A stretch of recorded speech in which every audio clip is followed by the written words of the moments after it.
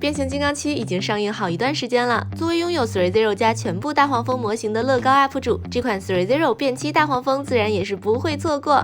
那今天我们就来给大家做一个深度的评测，同时也和同比例的 DLX 变5大黄蜂以及外传大黄蜂做一下横向的对比。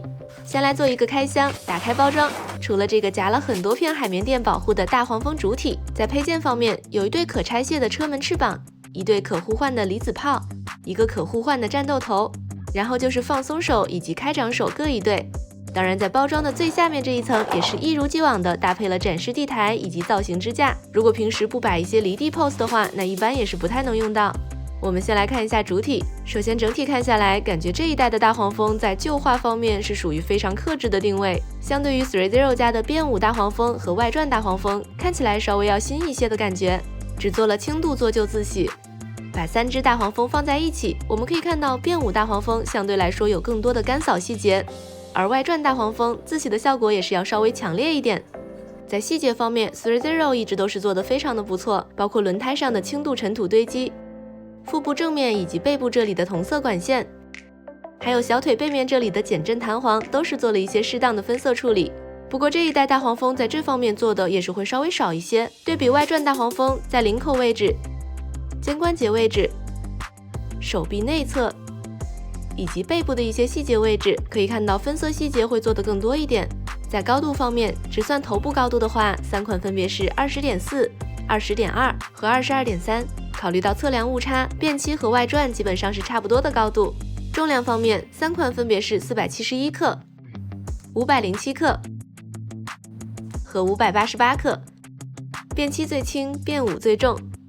来到发光部分，这一代大黄蜂如果要全部点亮的话，我们需要准备一共8枚 AG13 纽扣电池，2个头部都是从后脑勺位置把头盖骨给拆下来，然后装进去就可以了。按一下额头上的开关，就可以点亮眼灯啦。战斗头的眼灯有2种光效，按一下是蓝色，再按一下是暴走模式的红色。虽然大黄蜂在变7电影中并没有暴走。左右2个离子炮的电池安装，需要先拆下一个小装甲，然后使用一把螺丝刀拆下整个外侧装甲。开关就在炮口的位置，按一下就可以了。那这个点亮的效果，大家也可以感受一下。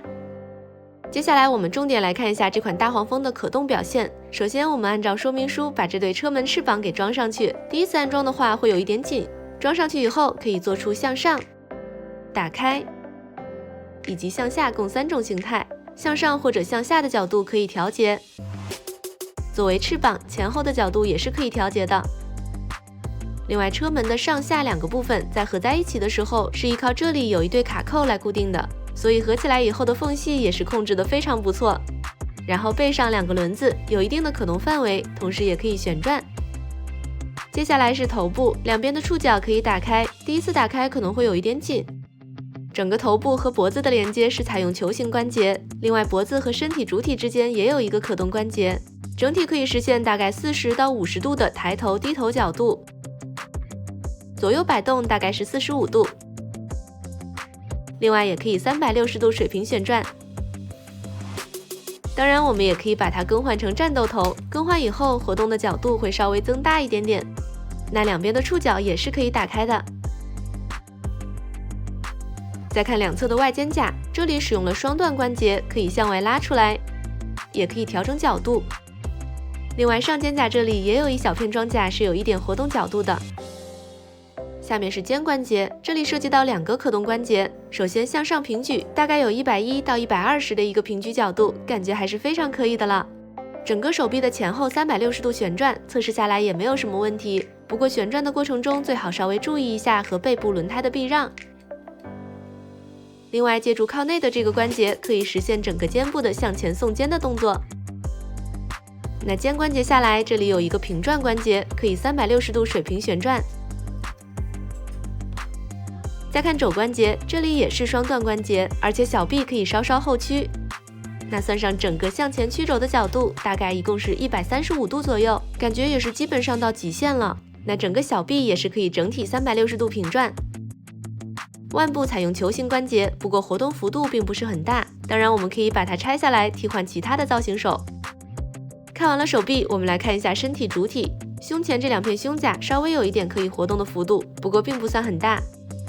在身体主体的内部一共有2个关节，可以实现侧向扭腰、水平旋转以及向前躯体3个动作。侧向扭腰的幅度不是很大，大概40度左右。不过水平旋转的角度就非常大了，整个身子几乎可以完全侧过来，单边大概有个80度左右。那向前躯体在不借助髋关节的情况下，也就是只依靠上半身里面的这2个关节，后仰加前屈，一共大概是65度左右。但是如果有髋关节介入的话，整个身子完全90度弯下来也是没有压力的，并且还能站得很稳。反过来我们也可以看到这里的防穿帮龙虾背设计。下面来看下半身，首先是2侧外甲，同样是双关节，可以向外拉出或者调整它的角度。然后是髋关节位置的大腿向外打开，这里也需要注意和外甲的避让。通过测试，单边大概可以打开70多度，感觉已经是非常可以了。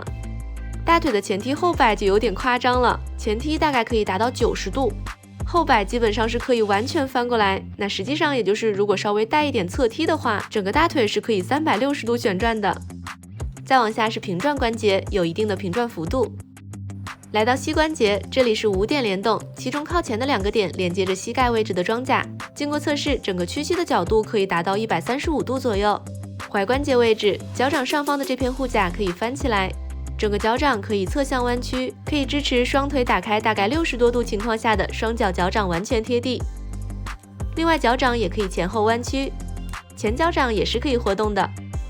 便器大黄蜂呢，也是几只大黄蜂里面唯一一只脚踝外侧有车轮的大黄蜂，这里的车轮也是有一定的可动幅度，另外也是可以旋转的。再看一下离子炮配件，可以像这样直接把整个小臂给扯下来，然后把离子炮替换上去就可以啦。虽然是第一次换，但并不算很紧。那么关节可动以及主要的替换配件，基本就是上面这样的情况。